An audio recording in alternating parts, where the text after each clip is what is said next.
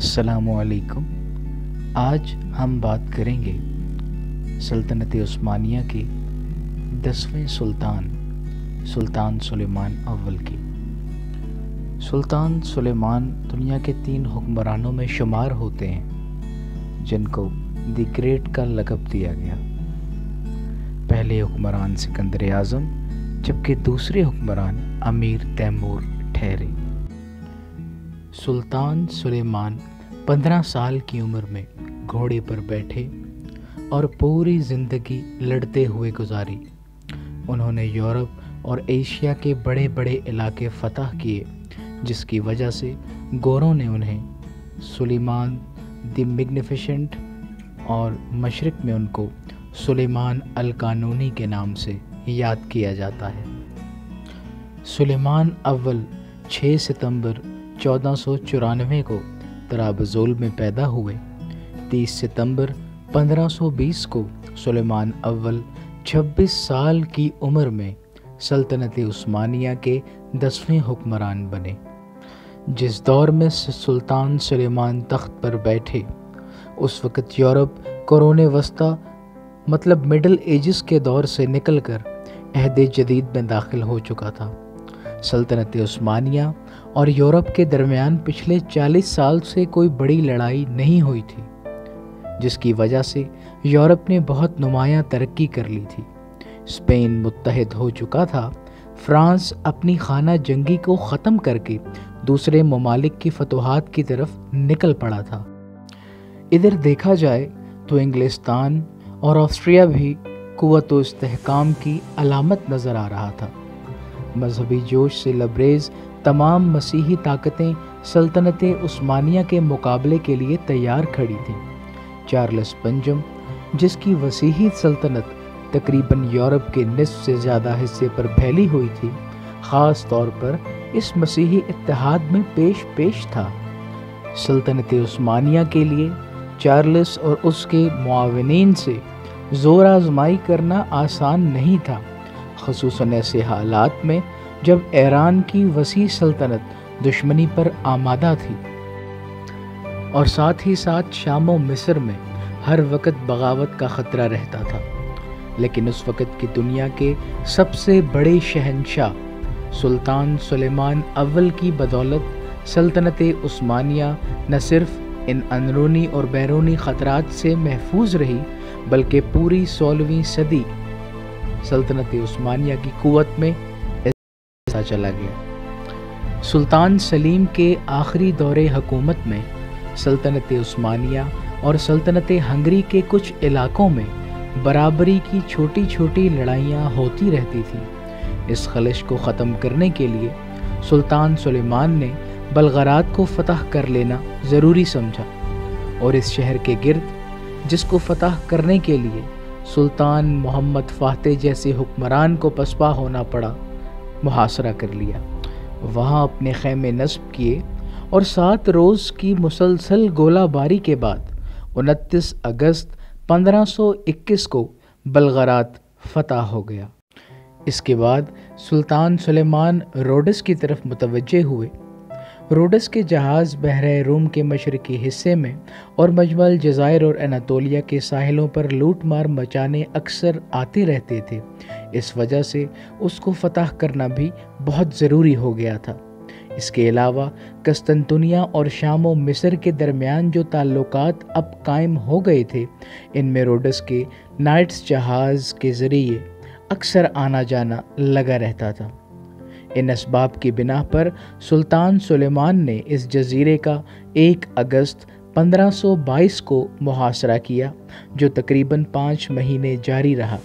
बिलाखिर roads के फ़ौजियों ने हथियार डाल दिए और सुल्तान सुलेमान ने 25 दिसंबर 1522 को रोडस भी फ़तह कर लिया। सुल्तान सुलेमान ने अहले रोडस को फराख दिलाना पेशकश की कि वो 5 दिन के अंदर तमाम सामान के साथ और असलहे के साथ अपने जहाज़ों में जा सकते हैं। लेकिन ये तारीख़ी हकीकत है कि अक्सरियत ने तुर्कों के मातहत जजीरे में ही रहना मंजूर किया। इन्हें मुकम्मल मजहबी आज़ादी दी गई और 5 साल के लिए उनके टैक्स माफ़ कर दिए गए। 1522 को मिस्र के नए हाकिम अहमद पाशा ने बगावत कर दी। सुल्तान सुलेमान ने इस बगावत को कुचला और अहमद पाशा को कत्ल करवा दिया और उसकी जगह सदर आज़म इब्राहिम पाशा को मिस्र के इंतज़ामात संभालने पर मामूर किया। 1526 में सुल्तान आज़म ने हंगरी की जानिब कदम बढ़ाए। हंगरी को फ़ौजी नुक्ताए नज़र से ईसाइयों की एक मजबूत ताकत ख्याल किया जाता था। 2 घंटे से भी कम वक्त में हंगरी की किस्मत का फैसला हो गया और हंगरी सल्तनत उस्मानिया का हिस्सा बन गया। सुल्तान सुलेमान ने कॉन्सोबोलिया को हंगरी का नया शाह मुकर्रर किया, लेकिन सुल्तान सुलेमान की वापसी पर हंगरी में खाना जंगी का आगाज़ हो गया और आसिया के शहंशाह फ्रिडेंडेंड, जो कि चार्ल्स पंजुम का भाई था, कॉन्सोबोलिया को हटाकर हंगरी पर कब्जा कर बैठा। सुल्तान सुलेमान को जब इसकी खबर पहुंची तो आप 3 सितंबर 1529 को 2.5 लाख फौज और 300 तोपों के हमरा हंगरी पहुंचे और फ्रिडेंडेंड को शिकस्त देकर कॉन्सोबोलिया को दोबारा हंगरी का सरबराह मुकर्रर किया और ख़ुद ऑस्ट्रिया के मशहूर दारुल हुकूमत वियना की तरफ चले गए। ऑस्ट्रिया की तमाम दिफाई तैयारियों के बावजूद सुल्तान सुलेमान ने वियना का मुहासरा कर लिया।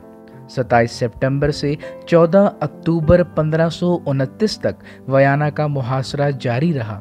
एक तवील अरसे से जंगों में मसरूफ़ रहने फ़ौज यानीचरी की हुक्म अदूली को मज़ीद ज़ाया होने से बचाने के लिए ये मुहासरा उठाना पड़ा। 3 साल बाद सुल्तान सुलेमान ने एक ज़बरदस्त फ़ौज के साथ दोबारा वियना का रुख किया। इसकी बार शहंशाह चार्ल्स ने ऑस्ट्रिया की फ़ौज की कमान खुद अपने हाथ में ली, लेकिन किला गंज की फतह में जो रास्ते में वाक़या था 3 हफ्ते की मुद्दत सर्फ हो गई और इस पर कब्ज़ा करने के बाद सुल्तान सुलेमान ने वियना की तरफ मज़ीद आगे बढ़ने का इरादा तर्क कर दिया और कस्तंतुनिया को वापस लौट आए। हंगरी में कॉन्सोबोलिया और फ्रिडेंडेंड में लड़ाई का सिलसिला जारी रहा और बिलाखिर हंगरी को 2 हिस्सों में तकसीम कर दिया गया। एक हिस्सा कॉन्सोबोलिया और दूसरा फ्रिडेंडेंड को दे दिया गया, लेकिन कॉन्सोबोलिया के इंतकाल के बाद फ्रिडेंडेंड ने सारे हंगरी पर कब्जा कर लिया। सुल्तान सुलेमान को जब इसकी खबर पहुंची तो आप 1541 में हंगरी में दाखिल हुए और फ्रिडेंडेंड देकर हंगरी को ज़िलों में तकसीम कर दिया और वहाँ तुर्की के गवर्नर मुकर्रर कर दिए। शहज़ादा चार्ल्स और फ्रिडेंडेंड ने 5 साल के लिए सुल्तान सुलेमान से सुलह कर ली, जिसके तहत हंगरी और ट्रांसिल्वानिया पर सुल्तान का कब्ज़ा बदस्तूर जारी रहा और फ्रिडेंडेंड ने 30,000 दुकात हदिया देने पर हामी भरी। 1534 में सुल्तान सुलेमान ने ईरान की तरफ मुतवज्जा हुए और तबरेज़ पर बग़ैर किसी मुज़ाहमत के कब्ज़ा कर लिया। बाद मोसल और बगदाद के 2 बड़े सूबे बग़ैर किसी मुज़ाहमत के सल्तनत उस्मानिया में शामिल कर लिए गए। 1548, 1553 और 1554 में सुल्तान सुलेमान ने दोबारा ईरान पर हमले किए और अर्मेनिया और मेसोपोटामिया के कुछ हिस्से सल्तनत उस्मानिया में शामिल कर लिए गए। इसके अलावा सुल्तान सुलेमान ने मजबूत बहरी क़ुव्वत की बदौलत अदन पर हमले किए और अदन पर भी अपना कब्ज़ा मुस्तकिल तौर पर कर लिया गया। बहरी क़ुव्वत के लिहाज से एशिया में या यूरोप में कोई सल्तनत दौलत उस्मानिया की हमसर न थी और इसी वजह से सुल्तान सुलेमान ने अलजायर, तराबलस के सूबे और बहरा स्पेन के मुतअद्दिद जजीरे जो वेनिस के कब्ज़े में थे फतह करके अपनी सल्तनत में शामिल कर लिए। 1566 में ऑस्ट्रिया से फिर जंग शुरू हुई, जिसमें ईसाइयों ने कुछ कामयाबियां हासिल कर लीं। सुल्तान सुलेमान इस ज़माने में बीमार थे, इसके बावजूद मर्दाना वार अपनी अफवाज की क़यादत के लिए निकल आए। ऑस्ट्रेलिया के किले सगदावर का मुहासरा 2 अगस्त 1566 को शुरू हुआ और 8 सितंबर को किला फतह हुआ। لیکن سلطان سلیمان اس فتح کو خود نہ دیکھ سکے، کیونکہ آپ 5 یا 6 دسمبر کی درمیانی شب میں 75 سال کی عمر میں خالق حقیقی سے جا ملے۔ سلطان سلیمان کی وفات کی خبر دانستہ 7 ہفتے تک مخفی رکھی گئی، اور جب شہزادہ سلیم نے قسطنطنیہ میں تخت سنبھال لیا تب آپ کی وفات کا اعلان کیا گیا۔ سلطان کی میت واپس قسطنطنیہ لائی گئی، جہاں خود ان کی بنائی گئی مسجد سلطانیہ میں انہیں دفن کیا گیا۔ سلطان سلیمان نے جاگیرداروں اور بدعنوانی کرنے والوں کے خلاف قانون سازی کروائی۔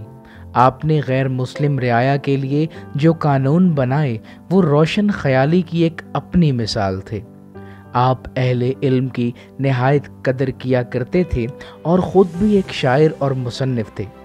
سلطان سلیمان کو تعمیرات کے کام میں بہت حد تک دلچسپی تھی، اور اسی لیے اس دور میں سلیمانیہ مسجد اپنے ہاتھوں سے بنائی گئی، جو ترکوں کے لیے آج بھی ایک مثال اور ایک خوبصورت نمونہ ہے۔ قسطنطنیہ میں ایک بہت بڑی نہر بنوائی گئی، اور تمام بڑے شہروں میں ہاسپٹل بنوانے کا کام بھی سلطان سلیمان نے کیا۔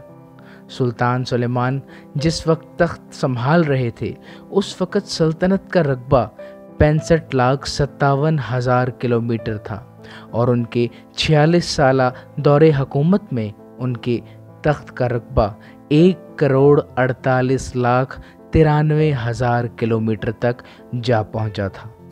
جی ہاں، تو یہ تھے سلطان سلیمان اول، اور اگر آپ اسی طرح کی مزید ویڈیوز دیکھنا چاہتے ہیں تو ہمیں سپورٹ کیجیے اور ہمارے چینل کو سبسکرائب کیجیے۔ شکریہ۔